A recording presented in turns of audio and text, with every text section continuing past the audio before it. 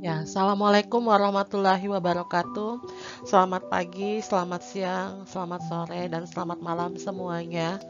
Ya, baiklah, pada hari ini saya akan memaparkan materi mengenai besaran, pengukuran, dan vektor.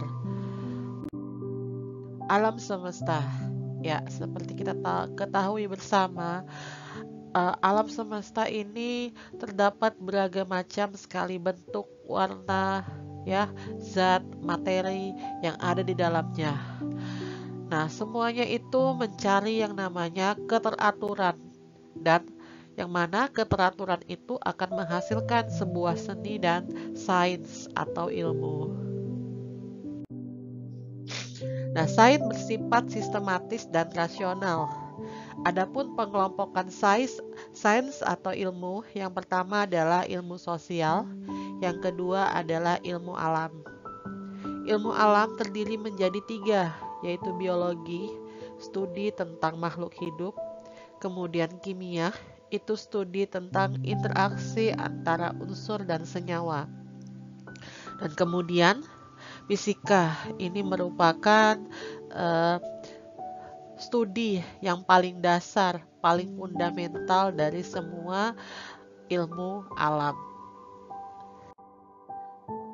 Fisika atau alam, menurut pengertian di akhir abad 18 Masehi, fisika itu adalah tentang semua gejala alam dan didefinisikan sebagai filsafat alam.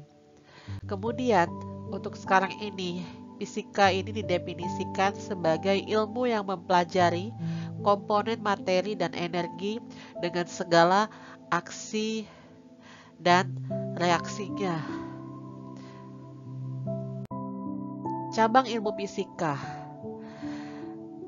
ada 5 ya, menurut fisika klasik, yaitu mekanika yang berkaitan dengan gerak-gerak benda, optika yang berkaitan dengan cahaya, akustik yang berkaitan dengan bunyi, kemudian termodinamika berkaitan dengan kalor, dan elektromagnetik berkaitan dengan listrik dan magnet.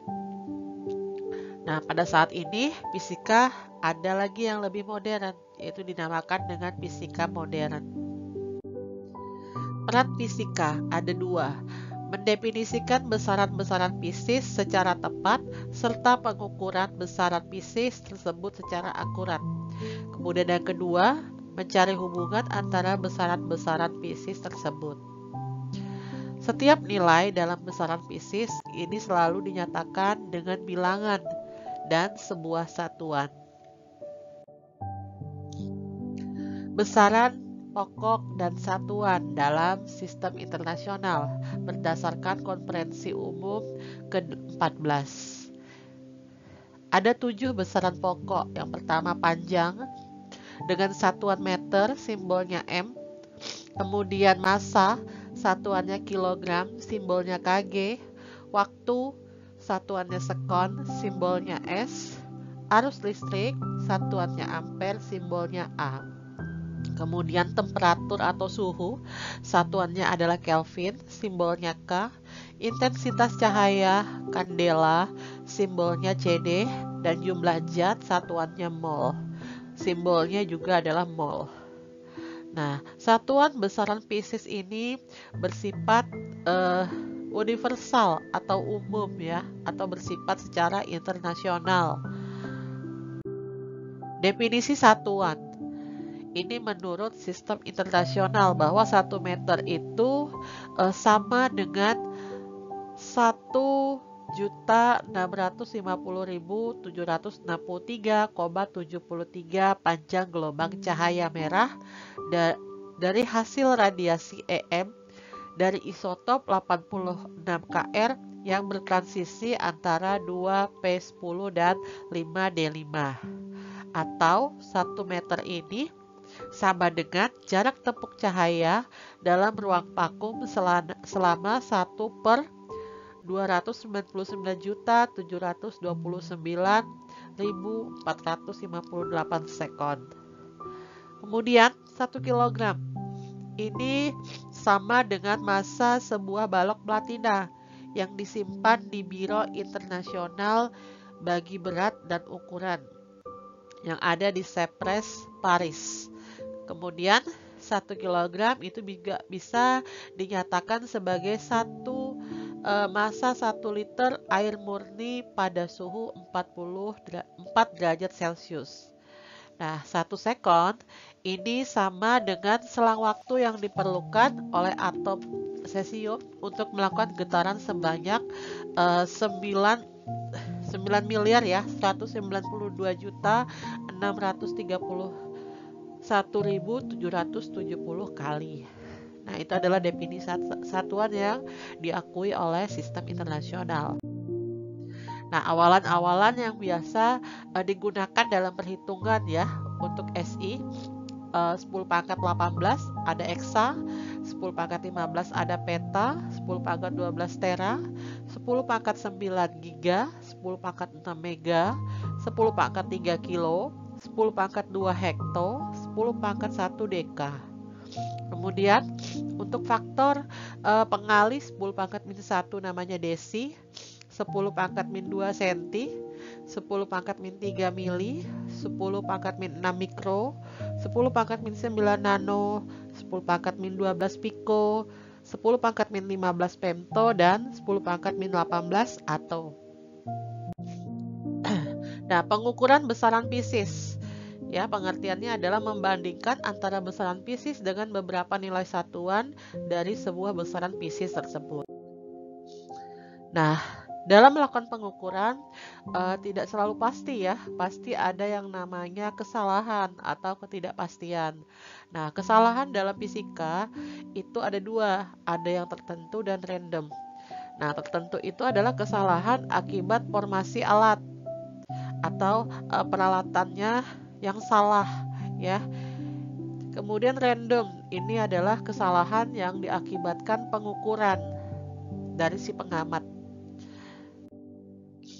Kemudian cara menyatakan hasil pengukuran. P sama dengan P rata-rata ditambah delta P atau kesalahan berulang ya. P itu kesalahan besaran terukur. Kemudian ada P di atasnya ada garis, itu adalah hasil pengukuran rata-rata, dan yang delta P itu adalah kesalahan berulang. Kemudian pengukuran dibagi dua, pengukuran tunggal, yaitu pengukuran yang hanya dilakukan 1 kali. Delta P sama dengan 1/2 kali last count. Last count itu adalah skala terkecil. Kemudian pengukuran berulang, yaitu adalah pengukuran yang dilakukan lebih dari 1 kali atau lebih banyak lebih baik. Nah, ini rumusnya ya. P sama dengan sigma I sama dengan 1 sampai dengan N. P1 dibagi dengan N. Kemudian ini adalah delta P-nya ya, pengukuran berulangnya. Nah, di sini ada contoh untuk sebuah pengukuran ya. Nah, di sini terjadi 10 kali pengukuran, yang mana setiap hasil pengukuran itu didapatkan hasil yang berbeda-beda. Nah, kemudian dari pengukuran pertama didapatkan 10,1 cm, kemudian dikuadratkan P1 kuadrat, kita kuadratkan 10,1, itu jadi 102,01. Begitu seterusnya sampai dengan pengukuran yang ke-10. Nah, kemudian kita cari pengukuran rata-ratanya. Jadi sigma P1 dibagi dengan N. Ya, di situ hasilnya sigma P1 itu adalah nilainya adalah 100. Kemudian N-nya 10 karena 10 kali pengukuran ya. 100 dibagi 10 hasilnya jadi 10. Satuannya adalah sentimeter. Nah, kemudian kita cari ketidakpastiannya atau pengukuran berulangnya. Dicari dengan rumus akar sigma P I kuadrat dikurang NP I kuadrat per N dalam kurung N dikurang 1 sama dengan akar 1000,14 dikurangi 1000 dibagi 90, jadi hasilnya 0,03944 ya. Nah, baru kita tulis P sama dengan 10,00 plus minus 0,03944. Nah, jumlah angka hasil pengukuran yang harus ditulis atau dilaporkan itu bergantung pada ketelitian alat atau kesalahan hasil pengukuran. Ya, misalnya di sini P sama dengan 5,234568 mm. Kemudian delta P-nya ya, skala terkecilnya 0,01 mm. Maka kita tuliskan menjadi P sama dengan 5,23 plus minus 0,01. Ya, di sini pengukuran ya. Dengan sebuah mistar kita akan mengukur panjang. Nah, mistar dalam satuan cm. Kemudian skala terkecilnya 0,5 mm. Maka kita bisa tuliskan P sama dengan P rata-rata plus minus delta P. Ya, di situ kita dapatkan pengukuran panjang ya, menyatakan nilainya adalah 10 ya, 10. Kemudian skala terkecilnya adalah 0,5. Jadi 10 plus minus 0,5 mm. Kemudian pengukuran panjang dengan jangka sorong. Nah, bagian-bagiannya dalam jangka sorong ini tentunya ada beberapa macam, yaitu ada rahang tetap, ada rahang geser, yaitu menggeser ya, sesuaikan dengan panjangnya benda. Kemudian ada sekrup di atasnya untuk menjepit. Kemudian ada skala nonius, skala terkecil ya, skala yang ada di rahang geser. Kemudian juga ada skala utama. Ya, ini adalah pengukuran untuk jangka sorong. Nah, di sini skala utamanya dalam satuan cm ya. Kemudian untuk skala noniusnya kita bisa cari dengan di sini ada 20 ya. 20 skala nonius. Nah, 20 skala nonius itu ada 1 mm. Nah, satu skala nonius kita bagi ya 1/20 mm. Jadi hasilnya skala noniusnya 0,05 mm. Kemudian skala terkecilnya kita bagi lagi menjadi 2 ya, 0,05 dibagi 2, jadi delta P adalah 0,025 mm. Nah, di sini contohnya ya. Nah, di sini ada benda diukur, dia tepat di angka 1 ya. Skala utamanya di angka 1. Karena satuannya dalam milimeter, dalam sentimeter ya, jangka sorongnya baru kita bagi ya. 1 dibagi tadi 1 ya, 1 cm. Jadi diubah dalam milimeter jadinya 10 mm. Ya, itu skala utamanya ya. SU ya, 10 mm. Kemudian skala noniusnya. Kita lihat yang berdempetan ya, kita lihat yang berdempetan. Di sini tepat di angka ya. Ini ya. 1, 2, 3, 4, 5, 6, 7, 8. Ya, di sini garisnya berhimpit sekali. Kita cari garis yang berhimpit sekali tepat di angka 8. Jadi SN-nya adalah 8. Nah, kemudian kita masukkan ke rumus yang tadi. P sama dengan skala utama ditambah dalam kurung skala nonius dikali skala terkecil. Nah, di sini P sama dengan 10 mm ya, skala utamanya ditambah, kemudian skala noniusnya ada tepat di angka 8, kemudian dikalikan dengan skala terkecil dari jangka sorong ini adalah 0,05. Ya, jadi hasilnya adalah 0,4 ya ini ya, kalau dikali. Ya, kemudian ditambah dengan 10 jadinya 10,40 mm. Barulah kita tulis P sama dengan 10,400 plus minus 0,025 mm. Ya, mikroskop skrup. Nah, ini juga digunakan untuk mengukur panjang benda ya. Panjang benda, diameter dalam dan diameter luar. Nah, bagian-bagiannya ada skala utama, kemudian ada rahang putar yang bisa berputar, kemudian ada skala putar, kemudian ada silinder bergerigi.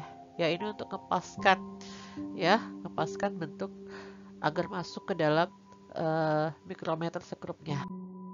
Nah, di sini contohnya ya, untuk mencari skala terkecilnya. Nah, di sini untuk skala putar disingkat dengan SP ya.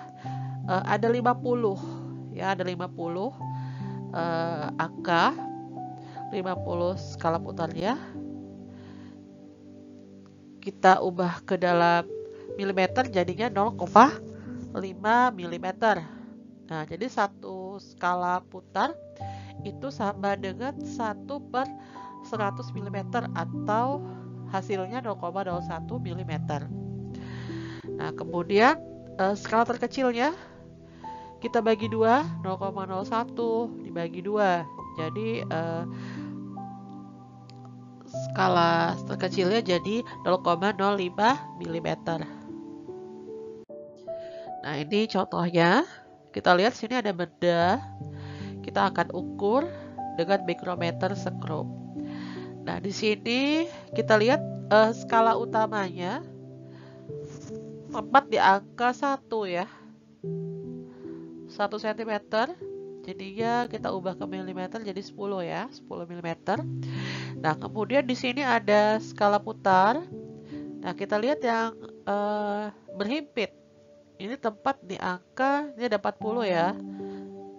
Ini ada 35, ada 40. Kemudian di sini tepat di sini ada 41. Nah, jadinya skala putarnya 41. Nah, kita masukkan ke rumusnya P sama dengan SU ditambah dalam kurung SP dikali skala terkecilnya. Nah, di sini ada 10 mm ditambah dalam kurung 41 dikali 0,01. Nah, jadinya 10,41. Nah, kemudian kita tuliskan P sama dengan dalam kurung 10,410 plus minus 0,005 mm. Nah, ini kita menuju angka penting ya.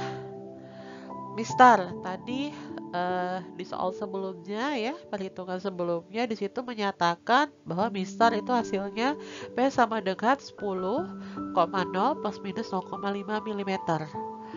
Nah, di sini ada angka pasti, kemudian ada angka yang diragukan. Nah, nilai 10 ini adalah angka pasti. Kemudian 0 yang di belakang koma ini adalah angka diragukan. Nah, menurut aturan angka penting, ini ada 3 angka penting. Nah, kemudian jangka sorong. Ini juga hasil yang sebelumnya tadi ya, soal yang tadi. 10,400 plus minus 0,025 mm. Nah, kita lihat di sini ada angka pasti dan juga diragukan. Nah, kalau kita hitung ya, di sini ada 5 ya. 1, 2, 3, 4, 5. Ada 5 angka penting. Kemudian mikrometer sekrup P sama dengan 10,410 plus minus 0,005. Ya, jadi berapa angka penting di sini? Ya, kita hitung dari depan. 1, 2, 3, 4, 5. Jadi ada 5 angka penting. Ya, kita masuk sekarang ke vektor ya. Nah, ada 2 jenis besaran ya, yaitu adalah besaran skalar dan juga besaran vektor. Besaran skalar ini adalah besaran yang hanya menunjukkan besar atau nilainya saja. Jadi dia punya angka atau punya nilai saja. Nah, sedangkan besaran vektor ini tidak hanya mempunyai angka, tidak hanya menunjukkan nilai, tapi juga dia punya arah. Nah, untuk lambang vektor bisa disimbolkan dengan V ya, V seperti ini, kemudian ada garis panah di atasnya. Atau nilai vektor itu bisa dituliskan dengan huruf tebal ya, Pi, tapi hurufnya tebal, atau di sini ada angka mutlak ya, nilai mutlak, kemudian Pi, kemudian ada garis panah di atasnya. Itu untuk menyatakan nilai vektor.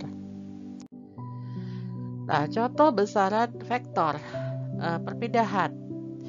Nah, perpindahan itu adalah perubahan posisi ya, perubahan posisi atau perubahan kedudukan. Misalnya di sini ada gambar nih ya, orang kemudian berpindah, dia menuju ke atas. Nah, ini merupakan perpindahan ya. Maka simbolnya kalau dalam besaran vektor S ya, seperti kita ketahui perpindahan itu punya simbol S. Tapi karena ini besaran vektor, kita garis di atasnya ada tanda panahnya. Nah, kemudian untuk kecepatan dan percepatan, nah disimbolkan dengan huruf V dan A ya. Nah, jadi kalau dalam besaran vektor, tinggal kita tambahkan angka panah di atasnya. Kemudian juga percepatan, kita kasih angka tanda panah di atasnya juga.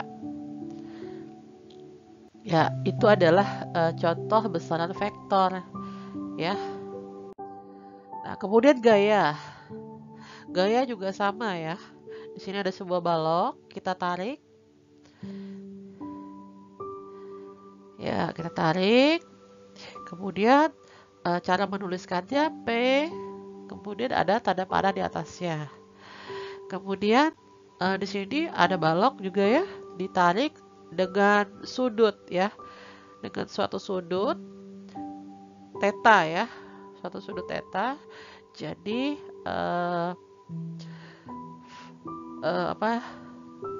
gayanya jadi P ada tanda panah di atasnya. Nah, kalau dalam vektor tentunya ini punya koordinat ya, titik koordinat PV, kemudian ada tetanya. Penjumlahan dua vektor. Ya, penjumlahan dua vektor. Di sini vektor ya, cara menggambarkan vektor tentu saja yaitu dengan garis disertai dengan tanda panah. Di sini ada vektor A dan vektor B. Nah, ini vektor A dia menuju ke atas, kemudian vektor B ini horizontal. Nah, untuk menyambungnya kita tentunya membuat garis putus-putus agar terjadi titik pertemuan antara vektor A dan B. Ya, kemudian kita tarik garis. Nah, jadi kita tambahkan vektor A ditambah vektor B. Nah, cara menghitungnya A plus B itu adalah akar A pangkat 2 ditambah B pangkat 2 ditambah 2AB cos theta. Nah, theta itu adalah sudut ya, sudut di sini. Sudut antara vektor A dan vektor B yang terjadi. Ya. Kemudian bentuk vektor, misalnya di sini segitiga bentuknya ya. Ini vektor A ke atas, kemudian vektor B horizontal, tapi bentuknya berbeda ya. Kita kemudian garis titik pertemuan antara keduanya. Jadi A plus B. Kemudian ini juga ya, B plus A. Nah, jadi di sini menuliskannya kalau di sini A duluan ya. Ini pangkal dari panah, kemudian ini ujung dari panah dari vektor A, kemudian disambung dengan vektor B. Jadi ujung panah itu bertemu dengan pangkal, kemudian tarik garis lurus, jadinya A vektor A ditambah vektor B. Nah, kemudian ini perbedaannya tadi yang duluan vektor A ya. Nah, kalau yang ini vektor B yang duluan ya. Pangkal, kemudian ujung, ini dimiliki oleh vektor B dulu. Kemudian nyambung lagi vektor A. Ya, ini ketentuannya harus pangkal bertemu dengan ujung. Ya, nah jadi cara penulisannya B, vektor B ditambah vektor A. Nah, ini jikalau vektornya bentuknya banyak ya. Jadi tidak lebih dari satu, lebih dari dua, atau banyak ya. Nah, di sini ada vektor A. Diawali dengan vektor A terlebih dahulu. Vektor A, kemudian ini ujung bertemu pangkal, vektor B, ujung bertemu pangkal lagi, vektor C, kemudian ujung bertemu pangkal lagi, vektor D. Nah, jadinya cara penulisannya adalah vektor A ditambah vektor B ditambah vektor C ditambah vektor D. Kemudian pengurangan vektor. Nah, di sini ada vektor A, kita kurangi dengan vektor B. Nah, cara menggambarnya, ini ada vektor A ya, yang garis biru ini.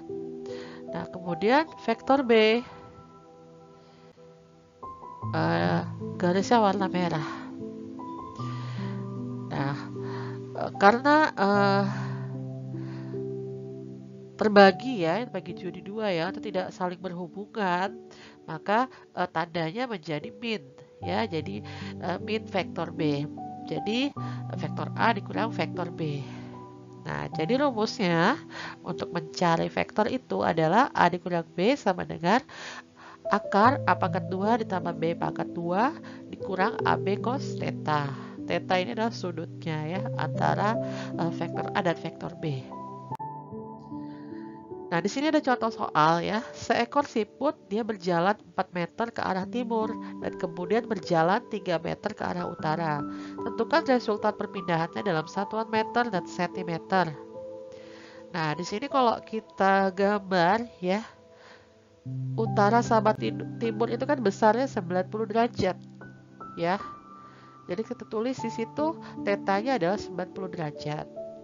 Nah, di sini T itu timur, U itu utara. Jadi vektor T ditambah vektor U. Kita pakai rumus yang tadi, akar T pangkat 2 ditambah U pangkat 2 ditambah 2TU cos theta.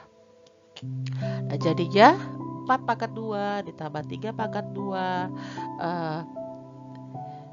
tambah 2, kemudian dikali 4 dikali 3 dikali cos theta. Ya, ini hasilnya langsung ya. 4 pangkat 2 16, 9 pangkat 2 3 pangkat 2 9. Nah, ini dihitung semua hasilnya, kemudian diakar dan hasilnya adalah 5 meter.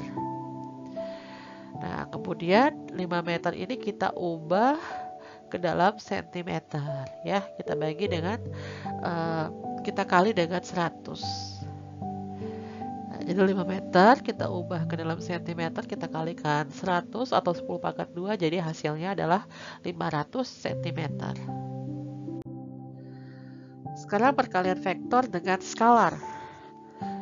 Di sini ada vektor A, kemudian ada dua vektor A, ada 3 vektor A, kemudian ada setengah vektor A, kemudian ini arahnya berlawanan ya, min 2 vektor A. Nah, dalam perhitungan vektor tidak luput dari perhitungan trigonometri. Di matematika ada ini ya. Nah, di sini ada komponen X, kemudian ada komponen Y ya. Kemudian di tengah-tengahnya ada sudut theta. Nah, cara mencarinya ya, cos theta itu adalah X per R ya, atau depan dibagi samping,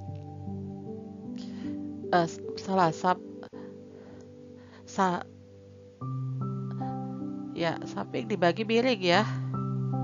Kemudian sin itu Y per R, yaitu depan dibagi miring. Kemudian tan itu adalah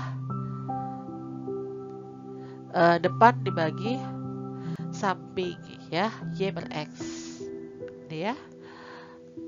Nah, kemudian komponen vektor ya, di situ ada vektor Vx dalam sumbu X, Vy dalam sumbu Y ya. Kalau Vx yaitu dicari dengan V cos theta, kalau Vy itu adalah V sin theta. Nah, cara menentukan resultannya yaitu sama dengan akar Vx kuadrat ditambah Vy kuadrat. Nah, ini adalah penjumlahan vektor berdasarkan komponennya. Vektor A ditambah vektor B sama dengan vektor C. Ya, kemudian Cx sama dengan Ax plus Bx. Cy sama dengan Ay plus By. Ax itu adalah A cos 60 derajat. Cos 60 derajat itu setengah ya, jadi setengah A. Kemudian BX yaitu adalah B cos 30 derajat sama dengan 3/2 ya. 3/2 B. Nah, kemudian kita tambahkan di sini ya. Tambahkan. Jadi hasilnya setengah A ditambah 3 1/2 B. Nah, setelah dimasukkan, barulah kita mencari sudut tetanya. Kemudian, yang nilainya tadi dikuadratkan ya untuk mencari resultannya. Sekarang kita ke vektor satuan. Nah, vektor satuan ini juga sama. Dia dinyatakan dalam koordinat ya. Koordinat X, koordinat Y, dan koordinat Z. Kalau koordinat X itu adalah vektornya namanya I. Kalau koordinat Y, vektornya namanya J ya. Kemudian dalam koordinat Z itu vektornya namanya K. Jadi IJK ya. Nah, di sini ada komponen vektor A ya. Dalam vektor ya, dinyatakan dalam vektor ada AX, ada AY, dan ada AZ. Jadi cara penulisannya vektor A sama dengan AXI ditambah AYJ ditambah AZK. Nah, itu masing-masing untuk penulisan vektor satuan. Jadi dalam bentuk IJK. Nah, kalau penjumlahan di sini misalnya vektor A sama dengan AXI ditambah AYJ ditambah AZK ditambah dengan BXI ditambah BYJ ditambah BZK. Nah, jadi tinggal hasilnya vektor A ditambah B sama dengan AX plus BXI ditambah AY plus BYJ plus AZ plus BZK. Nah, di sini ada contoh. Sebuah perahu dia berjalan menyeberang sungai dengan kecepatan 4 meter per sekon. Jika kecepatan arus sungai 3 meter per sekon, tentukan kecepatan perahu setelah terkena arus sungai serta arahnya. Nah, di sini ada kita mencari resultannya ya. Tentu saja langsung kita masukkan nilainya tadi. Jadi vektor V adalah 3I plus 4J. Dalam kurung ya tentunya meter per sekon satuannya. Nah, kemudian kita mencari sudutnya, tetanya. Kita pakai dengan rumus arcis tangen ya. Yaitu adalah 4/3. Jadi arcis tangannya 1,33. Kalau dalam sudut 53,1 derajat. Nah, kemudian besaran skalar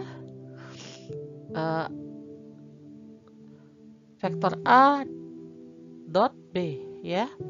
AB cos theta hasil skalarnya. Ini vektor I dot I sama dengan vektor J dot J K dot K sama dengan 1 nilainya. Kemudian kalau misalnya ini berbeda ya, I dot J, J dot K sama dengan K dot I itu sama dengan 0. Ya, ini caranya ya untuk mencari besaran skalar.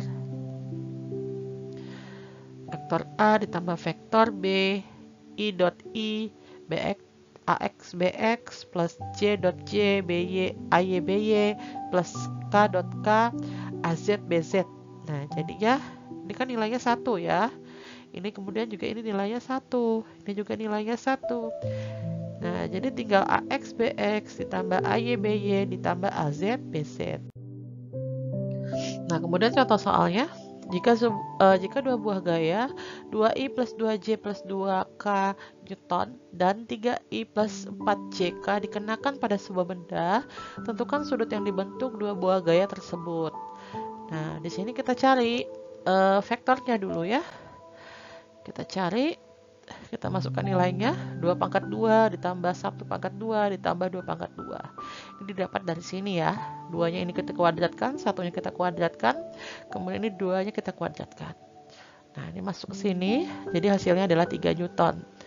Nah, kemudian yang F2, vektor keduanya, kita kuadratkan juga ya. Ini 3 pangkat 2 ditambah 4 pangkat 2, 9 plus 16. Jadi hasilnya adalah 5 Newton.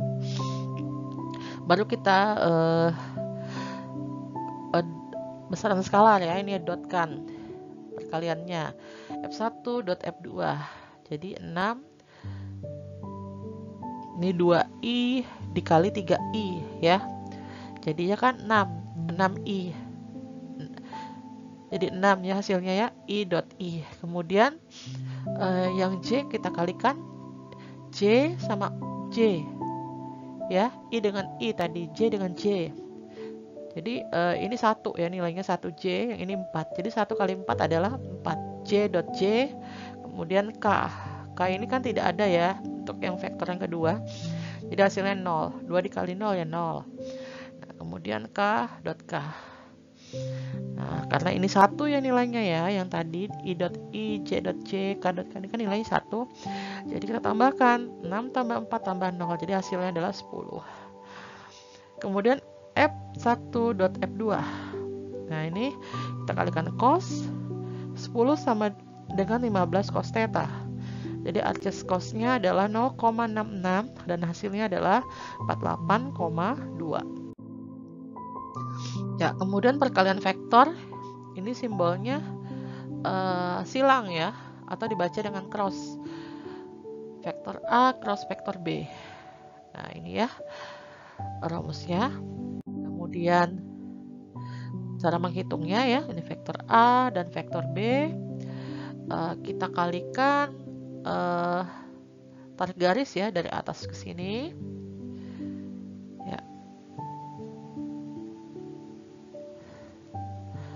Ya, ini dikali ke sini. Ya. Ini ke sini.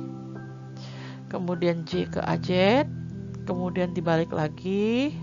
Nah, nanti hasilnya seperti ini.